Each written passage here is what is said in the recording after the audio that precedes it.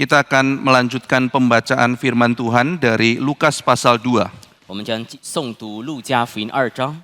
Kemarin Pendeta Siventong sudah membagikan firman Tuhan buat kita mengenai orang Majus.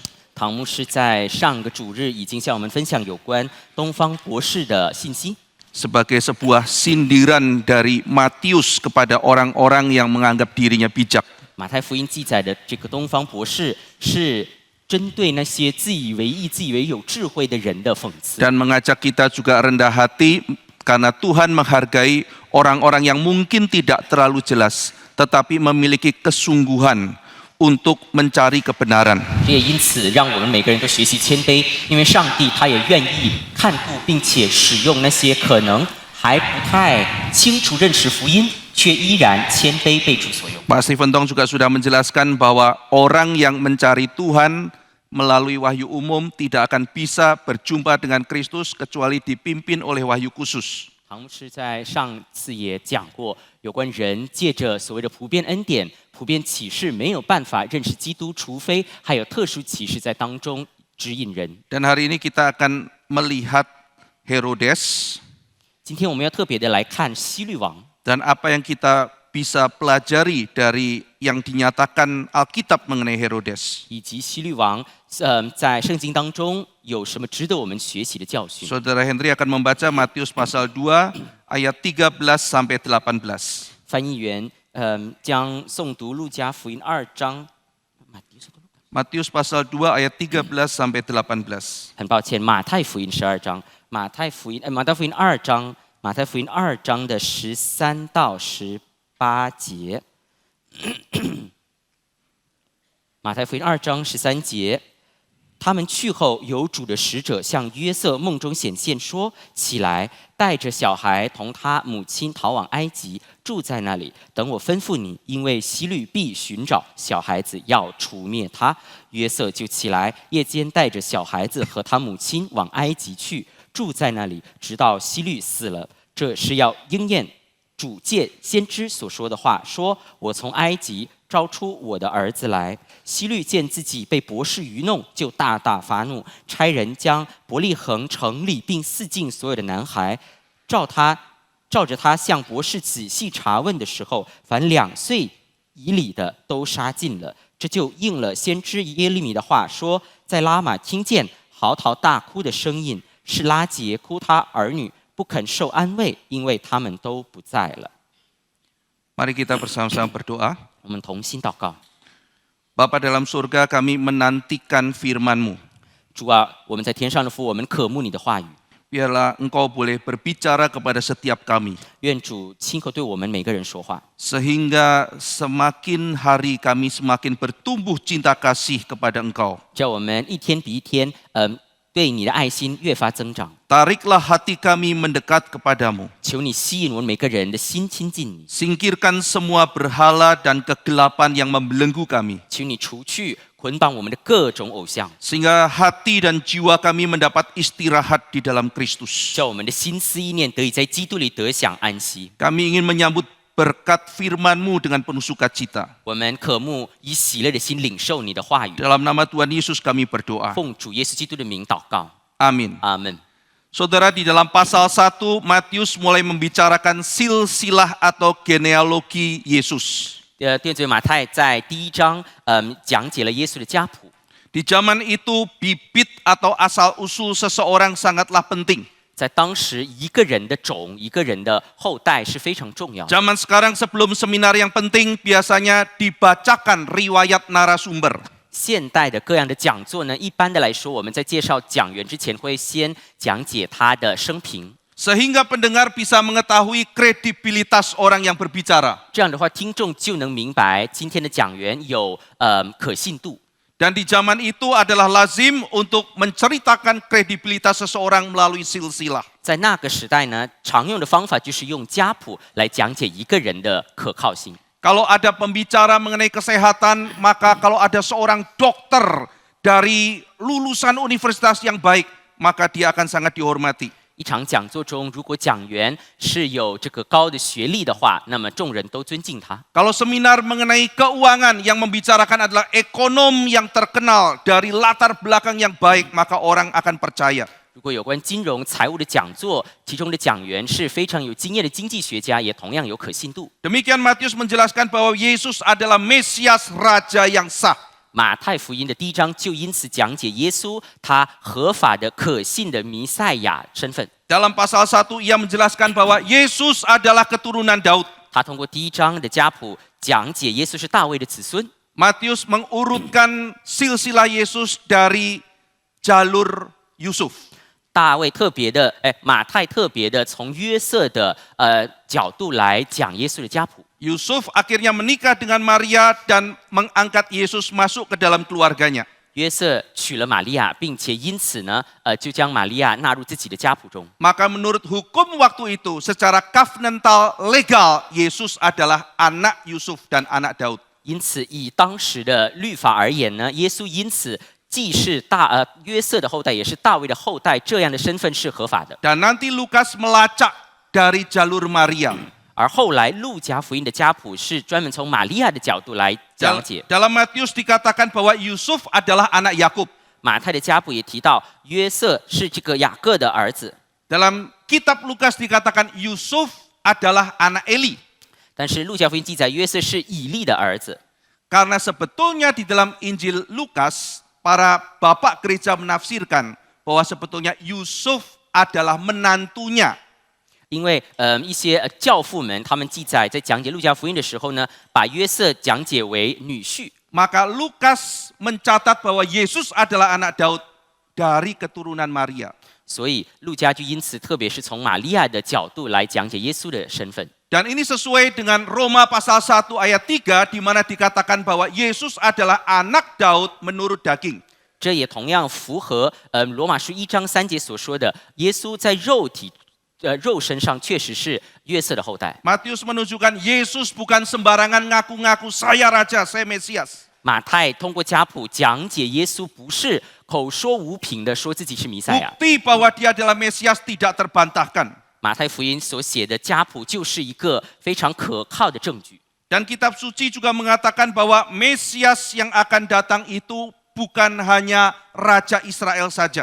而且，圣经马太福音所记载的家谱，也同样记载耶稣的弥赛亚身份不仅仅是一个民族的弥赛亚。 Dalam Mazmur pasal 2 dikatakan Raja Israel itu akan menjadi raja bangsa-bangsa. 旧约的诗篇2篇告诉我们，这个弥赛亚这个要来的君王要成为万国的君王。 Bapa mengurapi raja itu dan seluruh bangsa akan diberikan kepada dia. 父高了这个君王，并且这个君王要成为万国万民的君王。 Dalam Yesaya pasal 60 dikatakan bangsa-bangsa akan berduyun-duyun datang pada terang. 接着以赛亚书60章也记载，这个君王也要使万民都来到他面前敬拜他。 Raja-raja akan datang membawa kekayaan, membawa emas, membawa kemenyan kepada Mesias itu. 万民还有诸王也都要带着各样的金银财宝来拜这个君王。 Mazmur pasal 72 mengatakan raja-raja akan sujud dan membawa persembahan kepada raja itu. 诗篇72篇也记载，诸王都要带着各样的财宝来拜这个王。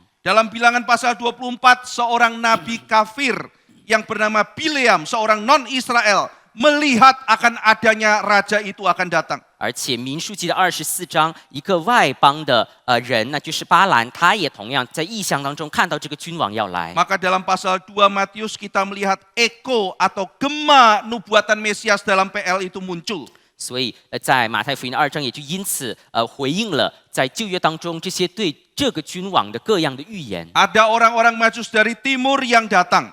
而路加也就因此特别记载有关东方的博士。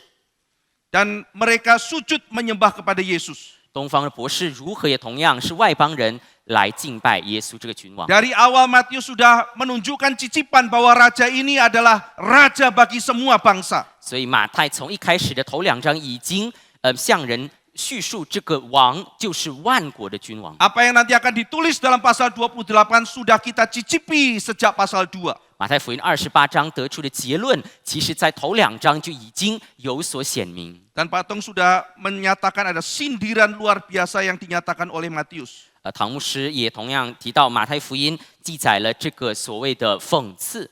Orang-orang Majus dari timur melihat sesuatu yang tidak dilihat oleh ahli Taurat dan oleh Herodes. 东方的博士看到这个许多的律法师，甚至希律王都看不到的东西。 Meskipun belum jelas, Pak Tong mengatakan bagaimana mungkin seorang intelektual itu bisa sujud kepada bayi. 而且唐牧师也提到，这样的博士，他们都是知识分子，他们是为何愿意拜这个婴孩呢？ Matius mengatakan sejak awal Injil akan menarik bangsa-bangsa. 马太福音就提到，从一开始这个福音就要吸引万民来到君王面 Dan 前。 sementara Israel buta, maka Tuhan membuka mata raja-raja dari jauh. 以色列当时仿佛眼瞎了一样，当时上帝却专门打开远方的东方的博士们的眼 Ini 睛。 eko atau gema yang pertama dalam perjanjian lama. 这是我们看到的，从旧约到新约的这个第一个所谓的反响， Yesus Raja atau Mesias yang menarik banyak bangsa. 那就是耶稣他应验了旧约的预言，他就是要吸引万民的君 Dan 王。 sekarang kita akan melihat eko atau gema kedua dalam pasal 2 ini. 现在我们要在第2章当中来看，这如何回应旧约的第2点。 Saya akan menjabarkan kejadiannya dan jemaat akan menebak kisah apa yang akan saya sebut. 我现在要叙述一件事情，然后请会众自己来猜我指的是什么事。 Kisah siapa yang dimaksud oleh Matius yang ada dalam perjanjian lama. 请会众猜一猜，马太在这里所写的到底是呼应旧约的哪一个人？ Fakta pertama, 首先，第一， ada anak yang lahir di bawah ancaman tiran. 有一个小孩生在一个暴君之下， Tiran itu paranoid menganggap anak itu ancaman. 这个暴君有妄想症，这个暴君以为这个婴孩能给他带来威胁。 Anak itu belum melakukan apapun tetapi dianggap berbahaya. 旧约中的婴孩什么都还没做，但是那个时候的君王以为有危险。 Fakta yang kedua, 第二， ada orang yang namanya Yusuf. 旧约的时候有一个人叫约瑟， Dia seorang yang benar, seorang yang adil atau dikayon. 对，这个新约的这个约瑟呢，他被记载是个义人， Dia juga seorang yang tulus hati. 而且他还是一个诚实的人。 Dia tidak banyak bicara tetapi melakukan banyak hal yang baik. 约瑟话不多，但是做许多的好事。 Fakta yang ketiga, 第三， ada anak penting yang diluputkan dari usaha pembunuhan. 有一个很重要的孩子躲过了非常可怕的杀机。 Tuhan tidak mengizinkan anak itu binasa. 上帝不许可孩子死亡。 Fakta yang keempat, 第4个线索， seorang bernama Yusuf menyelamatkan nyawa Israel dengan membawa keluarganya ke Mesir. 一个叫约瑟的人，他通过把自己的家人带到埃及，就因此让整个以色列就躲过了杀机。 Mesir adalah tempat yang ambigu. 埃及是一个模棱两可的地方， Mesir menjadi tempat penyelamatan, 埃及这个时候既成为拯救人的地方， tetapi Mesir juga menjadi tempat di mana orang akan diselamatkan, ditarik keluar. 但埃及又同时成为人被拯救的地方 Dan。tokoh penting yang membawa keluarga masuk ke Mesir namanya Yusuf. 而这个约瑟就成为了使人可以从中一起得救的一个关键人物。 Lalu yang kelima, 第5个线索， Tuhan membawa keluarga itu keluar dari Mesir.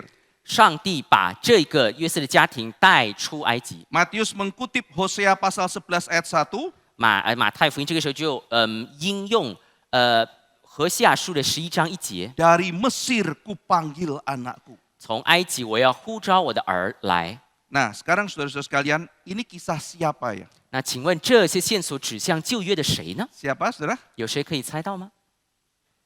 Musa, betul. 没错，摩西。 Jadi Matius dipakai oleh Tuhan menyatakan sesuatu fakta yang indah. 所以上帝使用马太来讲解、显明了这美好的事实。 Kemiripan dengan Musa bukan sesuatu yang kebetulan. 他如何显明了旧约当中许多跟摩西相似的地方？ Matius diterangi oleh Roh Kudus mengerti apa yang terjadi dalam sejarah. 马太经过圣灵的光照，他明白历史中所发生的事，这不是偶然 Dan saya 的。 akan lanjutkan fakta selanjutnya. 我接着也要继续讲解。 Yang keenam, pasal selanjutnya berbicara Yesus dibaptis. 下一个线索，下一章记载耶稣受洗的事。 Dan kita mengingat setelah keluar dari Mesir, orang Israel menyeberangi Laut Tebrau dan Korintus mengatakan mereka dibaptis dalam kiasannya. 这让我们回想起，曾经的以色列人在出埃及之后，他们就走过红海。这后来哥林多前书就记载，他们走过红海就等于受洗。 Tadi Hosea pasal 11 ayat 1 mengatakan bahwa Tuhan memanggil Israel keluar dari Mesir. 刚才何西阿书11章1节记载，耶和华如何呼召他的儿走出埃及。 Ketika orang membaca Hosea pasal 11 ayat 1 bingung, loh ini kan bicara Israel yang memberontak. 那人读何西阿书11章1节的时候，人会不明白，这指的不就是这些悖逆的以色列人走出埃及的事吗？ Apa kaitannya dengan Yesus? 悖逆的以色列跟耶稣走出埃及又有什么关系呢？ Seorang bernama G.K. Bell 一个叫 G.K. Bell 的学者， menulis artikel mengenai hal ini. 他就专门针对这一点写了一篇文章。 Argumen dia adalah mengatakan bahwa kutipan Matius dari Hosea 11 itu bukan bersifat nubuatan, tapi dalam kerangka tipologi. 他认为马太在这里引用何西阿书11章，他并更多的是从预表的角度来引用。 Matius sangat mengerti konteks Hosea pasal 11 ayat 1. 马太特别的清楚何西阿书11章1节的处境。 Dan dia mengambil itu sebagai tipologi dan mengkontraskannya justru dengan Yesus. 马太就特别的用那一节经文来对照于耶稣的预表。 Israel adalah anak Tuhan, 以色列是属上帝的百姓， tapi mereka gagal. 但是他们失败了。 Yesus adalah anak Allah, 耶稣是上帝的独生子， 100% sukses. 但是他100%的成功了。 Dan itu membawa kita memahami fakta ketujuh. 这就使我们明白第7个线索。 Setelah dibaptis, kemanakah Yesus pergi?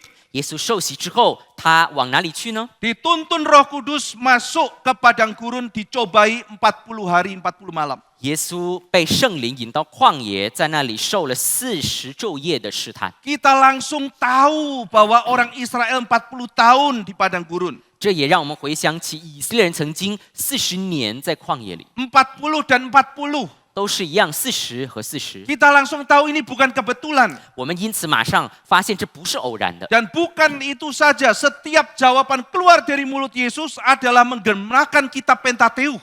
而且不单如此，耶稣的这时候的每一句话都呼应摩西五经的内容。 Berkali-kali kitab ulangan dikutip keluar dari mulut Yesus. 耶稣这时候反复的使用生命记的记载。 Di sini Matius diterangi Roh Kudus mengerti bahwa Israel gagal di dalam ujian itu, tetapi Yesus sukses. 马太也同样被圣灵光照，使他明白曾经的以色列人受考验的时候失败了，但是耶稣一一的成功了。 Lalu pasal 5 masuk khotbah di bukit. 然后第5章，耶稣就开始登山宝训。 Dan di situ Yesus mengatakan ada tertulis. 耶稣在登山宝训的时候就写下，就说你们听见有吩咐古人说。 Dan Yesus mengatakan, tetapi aku berkata kepadamu. 然后耶稣接着说，只是我告诉你们。 Ya, Matius mau mengatakan bahwa Yesus bukan menggeser semua Taurat, menghilangkan Taurat. 马太因此记载耶稣不是要废除律法， Yesus menggenapi dan adalah kepenuhan dari Taurat. 耶稣反而是来成全律法，他就是律法的完满本身。 Dan seorang yang paling otoritatif untuk menafsirkan Taurat. 他是最有权威诠释律法的人。 Yesus adalah Musa yang baru. 耶稣就是新的摩西。 Musa dilepaskan dari kebrutalan Fir'aun pembantai bayi. 摩西他躲过了当时的暴君的就是法老要杀婴孩的法老。 Yesus dilepaskan dari Fir'aun baru yaitu Herodes. 耶稣就躲过了新的法老，就是希律的魔掌。 Musa membebaskan fisik orang Israel dari penjajahan Mesir. 摩西他带领以色列人肉身的以色列人走出埃及的奴役。 Yesus membawa dan melepaskan kita dari perbudakan dosa. 约瑟带领所有在基督里的人脱离罪的奴役。 Mengapa Matius menuliskan paralel tersebut? 马太为何如此对照呢？ Melanjutkan klaim otoritas Yesus di pasal pertama. 他也就因此回到马太福音的第1章，显明耶稣基督的权威。 Bagi orang Yahudi waktu itu otoritas Musa sangat penting, sangat tinggi. 因为对于当时犹太人而言，摩西的权威是极高的权威。 Musa itu pertama pengantara perjanjian. 首先，摩西是约的一个继承人。 Yang kedua, Musa adalah pembebas. 其次，摩西他还是解救百姓的人。 Yang ketiga, Musa adalah pemberi Taurat. 第三，摩西还是承受律法的人。 Dan yang keempat, kita tahu Musa adalah pendoa syafaat, dia mediator. 第四，我们也知道摩西他有代求的工作，他是中保的身份。 Maka inovator baru yang mengklaim saya baru melawan semua tradisi Musa, itu antinomian dan bidat. 所以这些看起来像是要革新一样的人，要取代摩西说不愿意按照摩西的律法走的人，他们其实都是反律主义，都是异端。 Matius menunjukkan Yesus bukan inovator palsu seperti itu. 马太福音就记载，耶稣并不是这种革新的人， Yesus tidak anti Musa. 耶稣没有反对抵挡摩西， Dia tidak antinomian yang mengatakan buang semua hukum. 耶稣不是一个反律者，他不是废除律法， Yesus melengkapi dan menggenapi Musa. 耶稣反而是使律法变得完满，他成全了律法， Dan Yesus jauh lebih besar dari Musa. 并且耶稣要远远超越摩西。 Yesus mengungguli Musa dalam segala hal. 耶稣在方方面面都比摩西更好。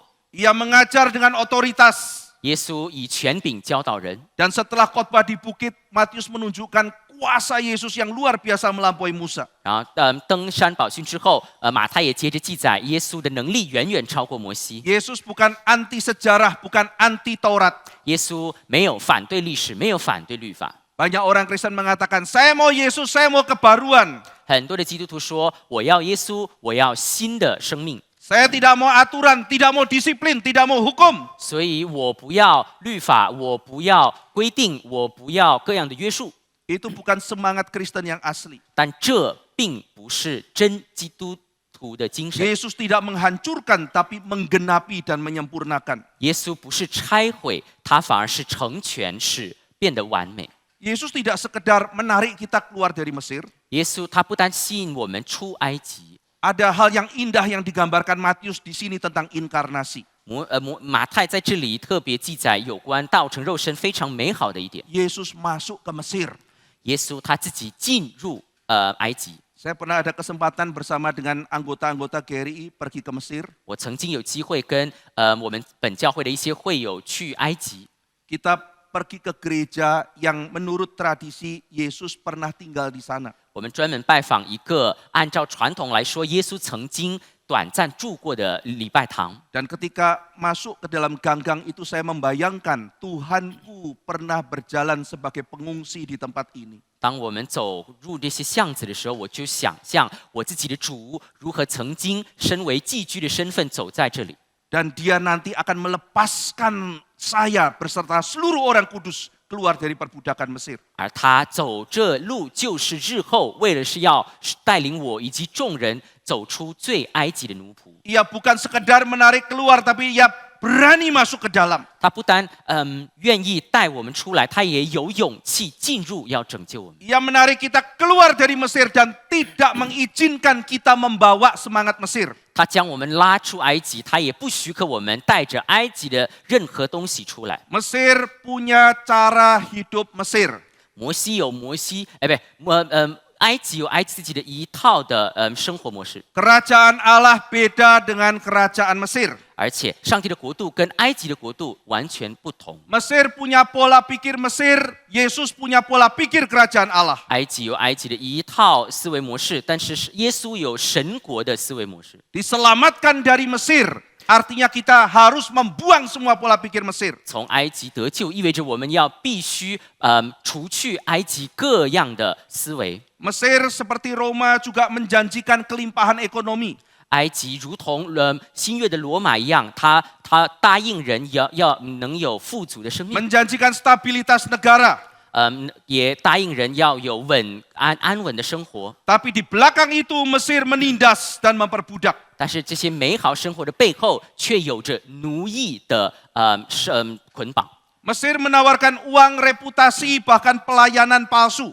埃及向人提供的是金钱、财宝以及各样的虚妄的东西。 Dan orang Israel yang di padang gurun keluar dari Mesir seringkali terjebak dalam mentalitas Mesir. 以色列人走出了埃及，进入旷野，却依然深受埃及的思维的捆绑。 Demikian banyak orang Kristen sudah diselamatkan, pola pikirnya masih belum berubah. 仍然包括许多的基督徒在得救之后，思维模式依然受到世界的影响。 Dulu pergi ke dukun, dulu pergi ke peramal kalau mau buka usaha. 得救之前，要想开始一项事业，就先去算命。 Sekarang cari pendeta. 但是现在呢，不去算命，反而去找牧师。 Bukan mau minta firman, mau minta hikmat Tuhan. 找牧师不是要寻求上帝的智慧， Tapi masih pola pikir yang dulu. 反而还带着过去的思维模式。 Dulu melayani Tuhan, dulu melayani dunia mau cari nama. 信主前，都是要找名望。 Sekarang sudah bertobat, judulnya melayani Tuhan,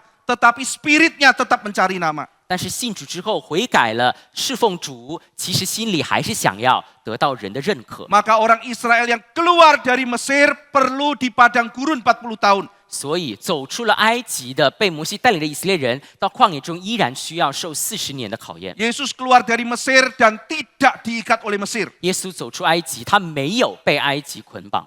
Allah membebaskan tubuh yang dibelenggu 400 tahun. 上帝就因此，将400年以来没有任何的信息的百姓解救出来。 Tetapi ingat saudara, Tuhan mendidik Israel 40 tahun di padang gurun untuk melepaskan ikatan Mesir. 但是他们走出了400年的这个奴役之后，他们接着进入40年的旷野，为的是可以除去埃及各样的影响。 Ikut Tuhan, imajinasinya bawang prei semangka. 他们明明是跟随耶和华，但是在旷野中想的依然是埃及的食物。 Melayani Tuhan, imajinasinya pensiun dini. 他们包括我们今天侍奉主，但是心里想的是要早点退休。 Dan mereka menyembah Yahweh 以色列人拜耶和华没错， dengan bentuk lembu emas. 但是用的是金牛犊来拜。 Inilah Yahweh yang menyelamatkan kita dari perbudakan di Mesir. 这就是那拯救我们脱离埃及的奴役的耶和华， Bentuknya lembu emas. 但是形状是金牛犊。 Masuk ke gereja, logika efisiensi pasar dipakai. 我们甚至也同样带着一些市场运作的机制来到教会经营教会。 Penginjilan tidak cuan. 然后我们说传福音不是要盈利， Gereja maju penginjilan. 但是我们更多以人数来判断教会是否增长。 Oh tidak, gereja maju kalau viral. 但是我们认为教会的成长也包括在互联网的知名度提升。 Logikanya bukan kita harus menderita, kita harus susah, kita harus belajar pikul salib, lalu Tuhan akan memberi kemuliaan. 我们选择走的方式不是回到圣经受苦受难，然后最终上帝给我们荣耀，不是 Itu 这样， logika kerajaan Allah. 因为那是神国的机制。 Kemarin pendeta Adrian bicara mengenai Daud yang pura-pura gila. 昨天安迪安牧师专门讲有关装疯卖傻的大卫。 Daud sudah diurapi jadi raja. 大卫明明已经受膏作王， Kan harusnya Tuhan berkati dia dong, dia jadi raja yang hebat. Kan dia disayang Tuhan. 按道理来说，耶和华这么爱他，就应当继续赐福于他，不是吗？ Tuhan memperlakukan anak kesayangan beda dengan kita. 但是耶和华他对待他最爱的孩子的方式，跟我们对待孩子的方式不一样。 Ini logika kerajaan Allah. 这就是神国的机制，神国的逻辑。 Kamu raja yang diurapi, 你是受膏的王， belajar rendah hati. 那你就要学习谦卑服侍人。 Dan di situ Alkitab menunjukkan sesuatu kontras. 圣经就用这样的方式显明一个对比。 Daud dikatakan takut dengan Raja Gad. 圣经记载当时的大卫，他居然惧怕加特的王。 Dan saudara tahu ada apa dengan kota Gad? 我们知道当时的加特王有什么事情吗？ Ada kaitan kota Gad dengan Daud? 谁能想到加特跟大卫的关系吗？ Saudara sadar Goliat orang dari kota mana? 我们有没有回想起歌利亚是哪个城的人？ Goliat adalah orang dari kota Gad. 歌利亚就是加特城的人。 Dan di situ orang yang pernah mengalahkan Goliat sekarang ketakutan karena sedang pegang pedang Goliat tepat di kota di mana juaranya dibunuh oleh dia. 而当曾经打败过歌利亚的人，现在居然在歌利亚的城里，因为拿着歌利亚的刀而因此害怕。 Maka Daud pura-pura gila dan janggut yang adalah kebanggaan laki-laki waktu itu dipenuhi dengan ludah. 他当时大卫也就因此选择装疯卖傻，并且当时男人引以为傲的胡须都充满了他的唾沫。 Dan inilah logika dunia. 这就是世界的逻辑。 Raja Gad mempunyai dark humor. 加特的王他好像有黑色幽默一样。 Banyak orang gila di kerajaanku. Kurangkah sampai bawa satu lagi orang gila? 我的城里岂是缺了疯子？你们还要再把一个疯子带到我面前吗？ Daud bukan ancaman. 大卫对他来说不构成威胁， Karena dia lemah. 因为大卫看起来软弱。 Ini bukan militer. 这不是什么军人的代表， Ini bukan senjata. 这也不是什么有力的武器， Dan inilah bedanya dengan kerajaan Allah, saudara. 这就是神与神国的不同。 Yesus mengatakan Tuhan memakai gereja yang lemah untuk menjadi kuasa yang tidak bisa dikalahkan. 耶稣说，上帝专门用这个看起来软弱的教会，要打败那看起来可怕的权势。 Maka demikian Tuhan melatih orang Israel, kita juga akan dilatih oleh Tuhan. 上帝如此操练以色列人，上帝也必要如此操练我们。 Untuk kita yang sudah dikeluarkan dari dosa, tidak diperbudak dengan cara pikir yang lama. 使我们这些已经脱离了罪的人，不再被过去的思维所辖制。 Natal adalah lagu yang baru.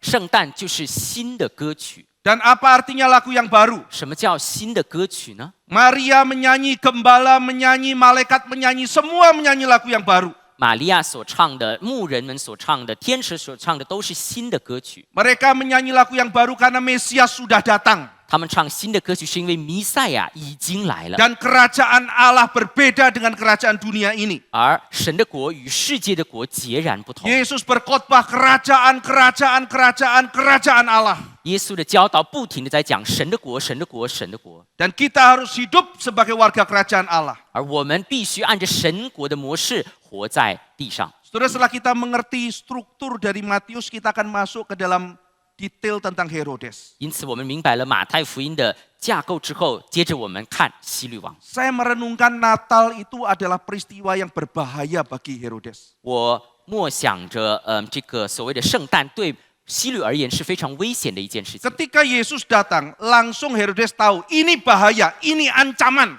耶稣一旦生下来，希律知道他一定会对自己构成威胁。 Yesus tidak punya senjata, Yesus tidak punya pasukan, tapi keberadaan Yesus adalah ancaman. 耶稣不带着武器，也没有军队，但是耶稣的存在却对希律构成极大的威胁。 Dia ancaman bagi Herodes.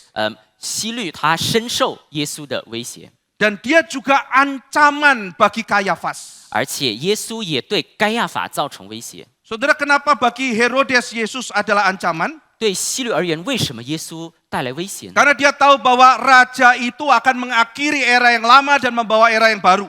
因为希律知道这个新来的王必定要带来新的时代，取代过去的时代。 Dan dia tahu bahwa dia memperoleh kuasa dengan cara yang tidak bermoral. 希律自己知道，他是通过不道德的方式得到王的这个职分。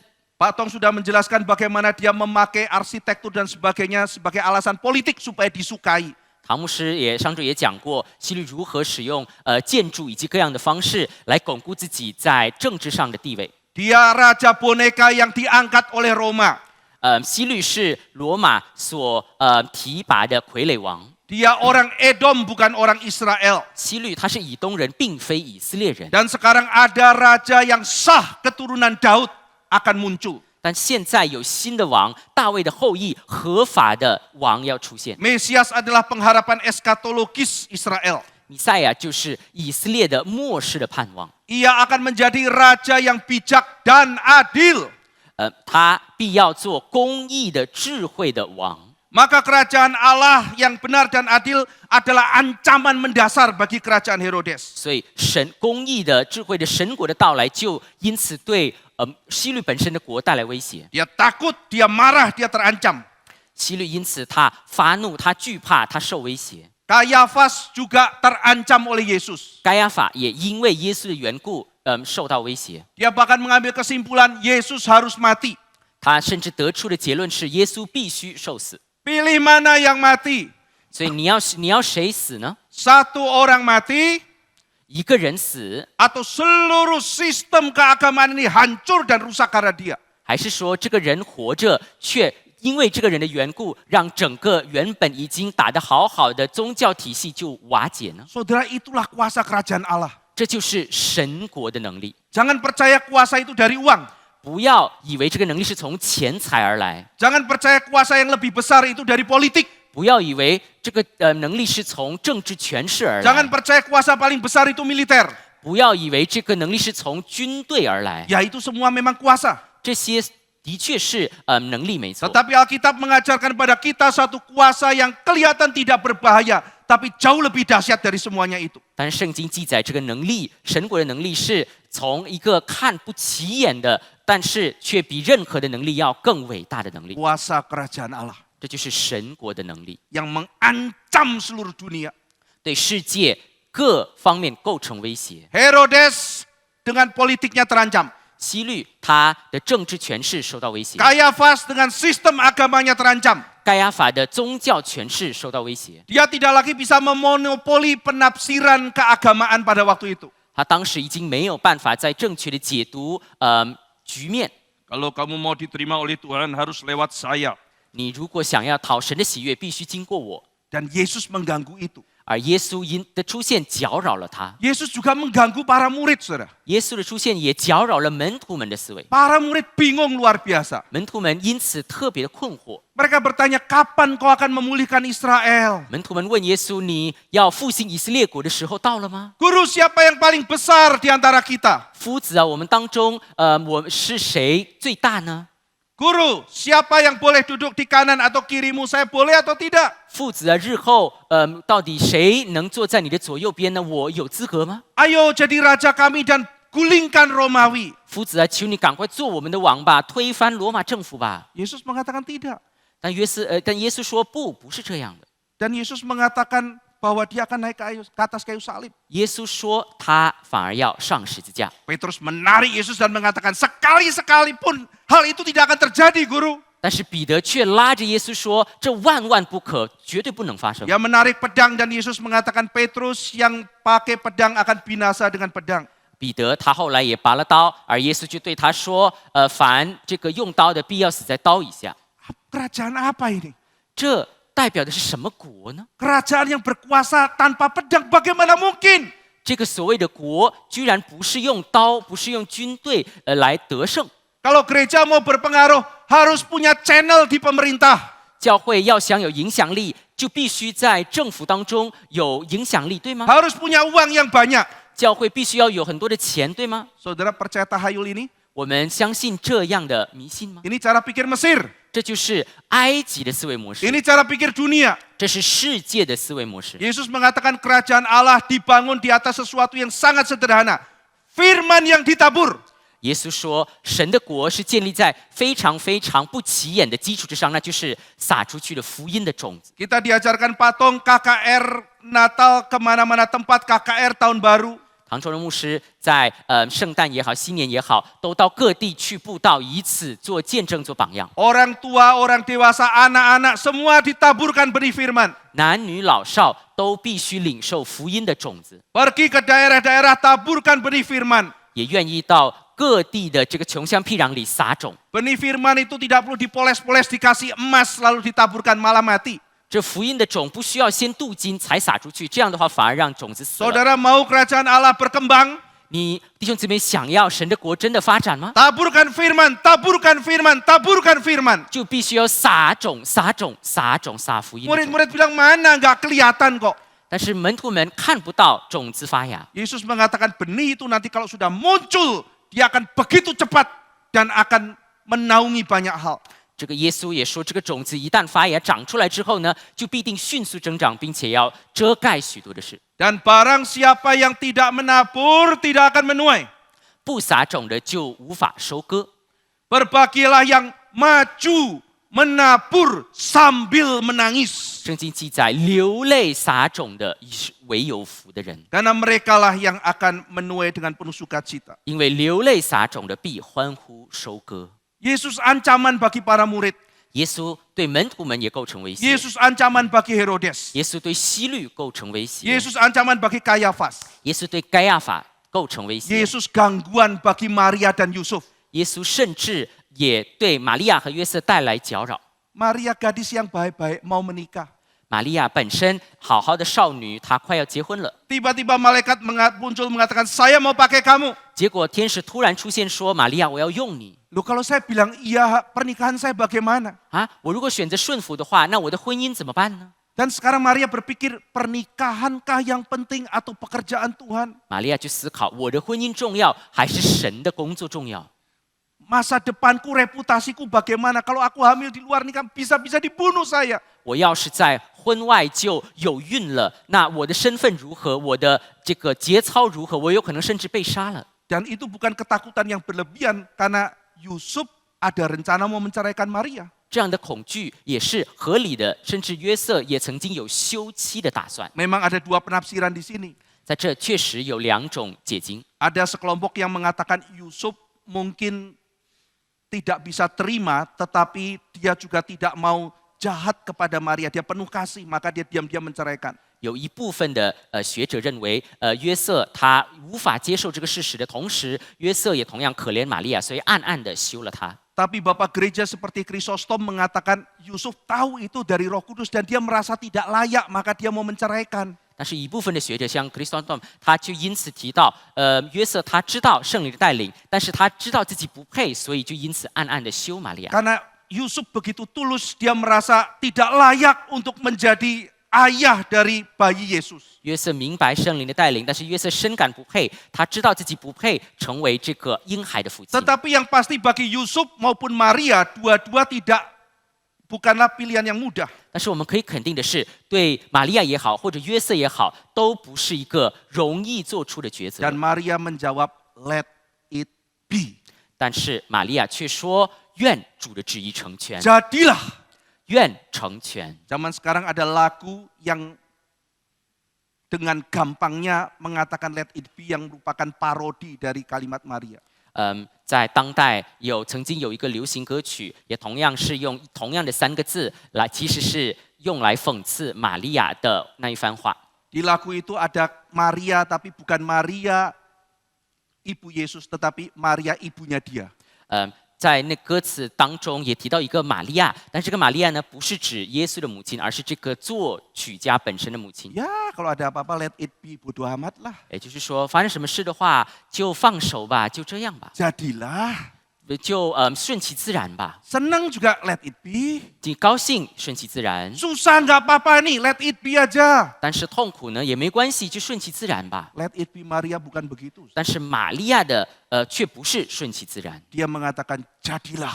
玛利亚却是愿主旨意成全， Bukan saya pikir-pikir dulu. 不是说啊，我先想一想。 Dan bukan jadilah padamu. 玛利亚也没有说愿其他人的旨意成全， Jadilah padaku.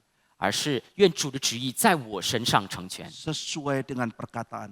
按着主的旨意发生在我身上，我不要推到别人， Karena aku ini hamba Tuhan. 因为他知道他是主的使女，主的仆人， Dia membuka hatinya. 他愿意为主敞开心， Tanda kutip, dia juga membuka rahimnya. 而我们也可以变相的说，他也愿意为主打开他的母腹。 Herodes, saudara-saudara sekalian, terancam.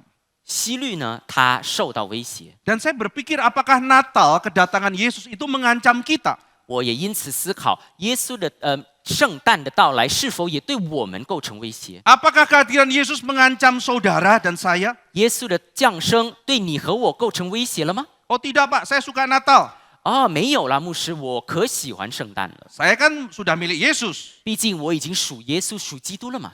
Mungkin hal itu benar saudara. 这句话或许是对的， Tapi mungkin juga sebagian orang Kristen merasa tidak terancam, tidak terganggu dengan kedatangan Yesus.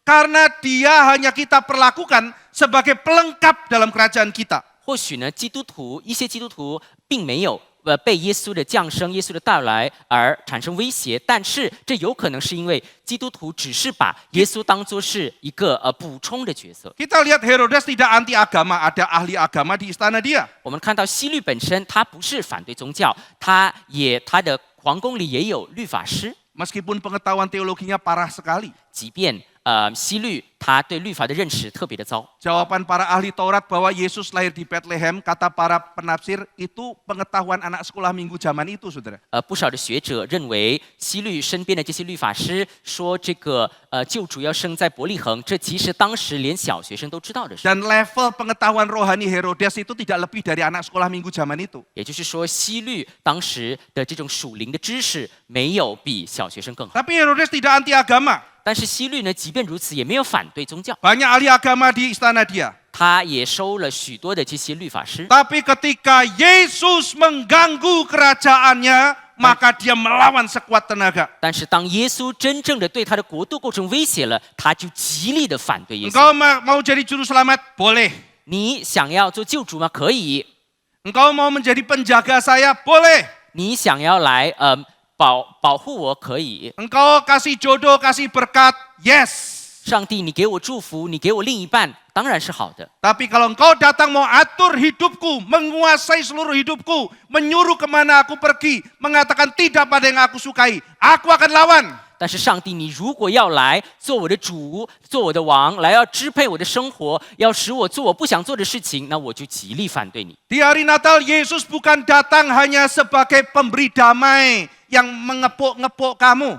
圣诞，耶稣的降生，他来，他不是仅仅带着平安，然后安慰我们、扶持我们而已。 Yesus memberi damai dengan mengatakan, akulah raja atas semesta dan dalam hidupmu. 耶稣带来平安，他同时也宣告自己是万有宇宙的王，同时也是我们生命的王。 Buka hatimu, bertobat, biarkan saya bertahta dan berkuasa atas hidupmu. 你要打开你的心，你要让我住在其中，要让我在当中居首位，支配掌管你的生命。 Bukankah banyak anggota gereja tidak mau Yesus yang adalah raja? 岂不是有许多的基督徒不愿意接受基督为君王吗？ Gereja itu tempat shopping. 很多的人把教会当作是购物的地方， Shopping rohani, 是属灵的购物的地方， penambah wawasan, 也是增长知识的地方， tempat hiburan, 也同时也是娱乐的地方， tempat punya teman dan komunitas. 并且也可以交朋友的地方。 Tapi bukan bagian kerajaan Allah. 但是并非把教会当作神国的一部分。 Saya itu customer, bukan serdadu. 人来教会，把自己当作是消费者，不是基督的精兵。 Layani saya, jangan tuntut saya. 我是消费者，你要服侍我，你不能要求我。 Saudara, kalau ada jemaat KDRT, kalau saya panggil saudara, saudara mau datang apa tidak? 假设你或者是有的人家里是这个施暴的一方，那我如果叫你要管教你，你愿意吗？ Kalau saudara pernikahan tidak beres, gereja panggil saudara untuk didisiplin, saudara mau datang apa tidak? 如果你的家庭婚姻有问题，教会现在要管教你，要叫你来谈话，你愿意吗？ Banyak yang langsung pindah gereja. 很多的人马上换教会， Kenapa saudara? 为什么呢？ Karena gereja bukan pemerintahan, saya tidak mau diatur oleh Tuhan. 因为很多的人不把教会当作是上帝管教我们的地方。 Tuhan boleh tolong saya, jangan atur saya. 上帝可以帮我，可以祝福我，但是千万不要管我。 Mengapa orang Kristen banyak yang tidak terganggu? 为什么许多的基督徒没有心里感到不安、感到威胁呢？ Mungkin tidak sejahat Herodes yang membunuh. 很多的基督徒可能不至于像希律这么的残暴。 Kita tetap menerima Yesus, tapi kita lunakkan tuntutannya. 我们虽然接受耶稣，但是我们把他个人的要求降低了。 Kita sesuaikan Yesus dengan kebutuhan zaman kita. 我们把耶稣调整为合乎我们胃口、很合乎时代的胃口的耶 Yesus 稣。 bukan raja, imam, nabi. 耶稣不再是君王、祭司、先知， Dia adalah pemberi makna, penyemangat atau cheerleader. 耶稣只不过是我生命的啦啦队而已。 Kita pindahkan Yesus dari tahta singgasana kerajaan ke sofa konseling. 我们把耶稣从王的宝座上拉下来，让他坐在这个沙发上。 C.S. Lewis menulis orang Kristen memindahkan Yesus dari meja hakim ke kursi terdakwa. 甚至 C.S. Lewis 说，基督徒把耶稣从审判官的位置上拉下来，把硬是要耶稣坐在被告的位置上。 Kalau ada bencana bukan berkata, oh Tuhan apa salah kami, apa dosa kami, ampuni kami. 有灾难发生在我们的生命中的时候，我们不是说主啊，我们到底犯了什么罪？ Kita adalah terdakwa dan Yesus adalah hakimnya. 我们必须明白，我们是被告的，耶稣才是法官。 Tapi kita malah mengatakan, kenapa kamu diam saja? 但是我们反而不高兴，我们说上帝你怎么都不管我们？ Kenapa saya belum dapat berkat? 你怎么到现在还不帮助我们，还不祝福我们？ Saya sudah cukup baik.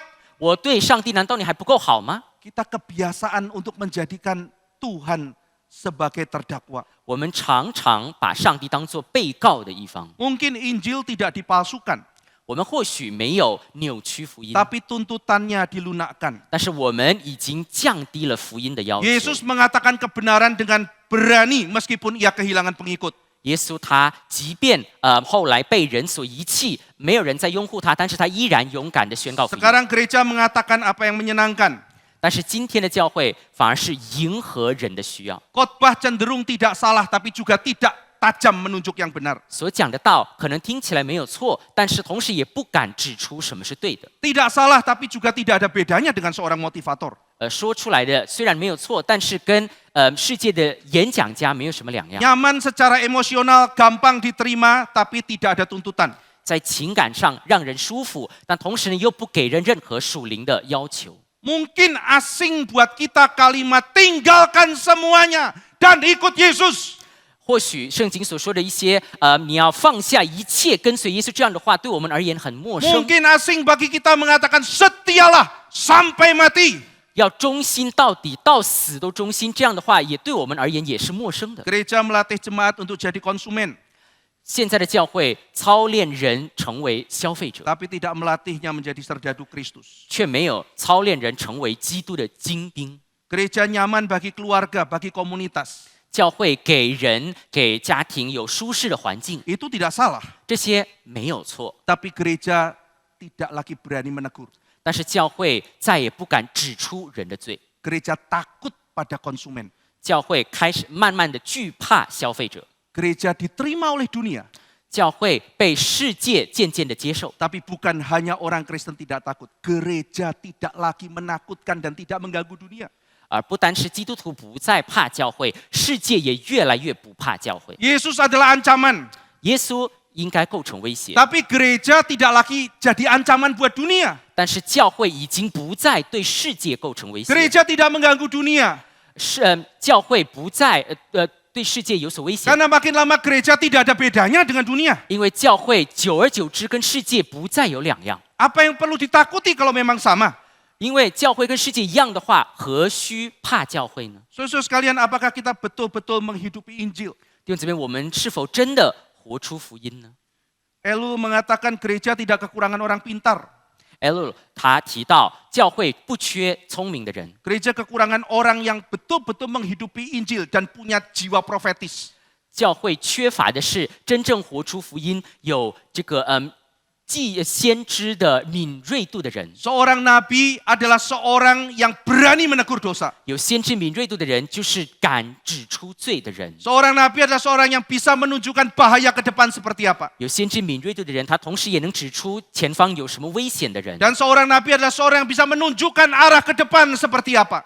他有办法看到前方的路如何。 Dan itulah yang dibutuhkan gereja masa ini. 这就是现在的教会所需要的事。 Injil menantang saudara bahwa Yesus datang sebagai raja. 福音挑战我们是否愿意承认耶稣的到来就是要做王的到来。 Injil adalah seruan pertobatan, konfrontasi, bukan sekedar afirmasi bahwa kamu hebat, kamu itu pintar, kamu biji mata Allah.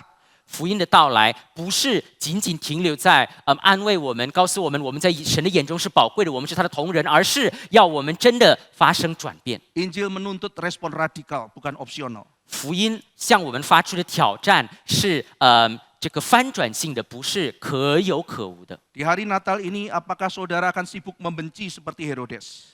这个圣诞是否让我们可以像希律那样？ Tetap hidup dengan cara lama, 我们是否选择像希律那样过原有的生活呢？ sibuk membungkam sana sini, 忙着要逃避各样的罪， sibuk melunakkan firman Tuhan, 忙着要驯化福音、降低福音的要求， atau sekali lagi saudara membaca kitab suci 还是说圣诞反而让我们回到圣经， dan saudara berkata seperti Maria, 反而让我们可以像玛利亚那样呢？ Tuhan aku ini hambamu. 玛利亚说：“我是你的使女， Let it be me. 愿主的旨意成全， Jadilah padaku ya Tuhan. 愿在我身上成全， Jadilah padaku sesuai dengan perkataan. 愿主的旨意按着你的话在我身上成全。 Aku mau meninggalkan dosa-dosaku. 主啊，我愿意离开我的罪。 Aku mau meninggalkan konsepku yang begitu indah. 主啊，我愿意撇弃过去的思维， Aku mau belajar puas dengan Engkau. 我愿意在基督里学习满足， Aku mau taat padamu meskipun itu bukan jalan yang mudah. 我愿意顺服，即便顺服不好做， Aku mau taat padamu meski itu bayar harga.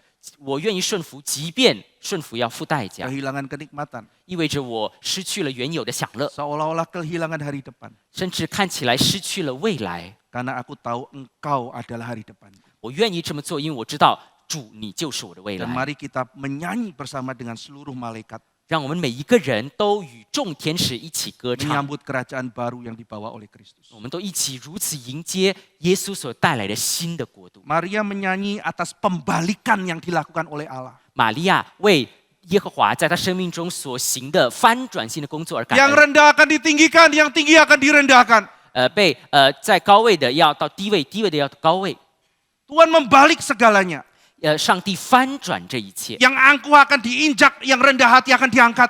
强硬的要被践踏，被践踏的要被升为高。 Yang tidak kelihatan akan dimunculkan, yang kelihatan sombong akan dihancurkan. 隐藏的要显明，骄傲的要被降为卑。 Terpujilah Tuhan. 一切荣耀都归给主。 Dan ada orang seperti Herodes mengatakan, tidak boleh dibalik. 但是有一些人像希律那样，绝对不可翻转。 Kerajaan seperti itu tidak boleh datang. 这样的国不能来取代我的国， Saya akan lawan. 我必定要反抗。 Dan akhirnya dia binasa. 最终，这样的人灭亡了。 Mari kita kembali kepada Tuhan. 让我们都回到上帝面 Mari 前 kita，berdoa. 我们同心祷告。 Terima kasih Tuhan untuk kitab Matius yang Tuhan sudah berikan. 主啊，感谢你向我们赐下了马太福音。 Di hari Natal ini kami sekali lagi mengingat Yesus datang menantang setiap kami. 在今年的圣诞，你再次让我们明白，耶稣的到来应当是挑战我们的， Seringkali kami melunakkan Injil yang dibawa oleh Kristus. 因为我们常常把耶稣所带来的福音软化了、降低了。 Injil yang menuntut ketaatan radikal seluruh hidup kami. 这福音本来是挑战我们要全然的发生翻转， Tolong kami tidak melunakkan Injil. 只求你帮助我们，不至于降低福音的要求， Tidak menjadikan engkau mirip lembu emas atau apapun konsep dunia yang kami pernah percaya. 让我们不至于把你按照我们自己原有的各样的世俗的思维所调整。 Tidak menjadikan kau Yesus Sinterklas, menjadi Yesus apapun satpam yang bagi kami itu adalah harapan kami. 使我们不至于把耶稣改变成像是圣诞老人也好，或者是其他我们脑海里的各样的合乎我们的胃口的形象。 Engkau adalah Raja, Imam, dan Nabi.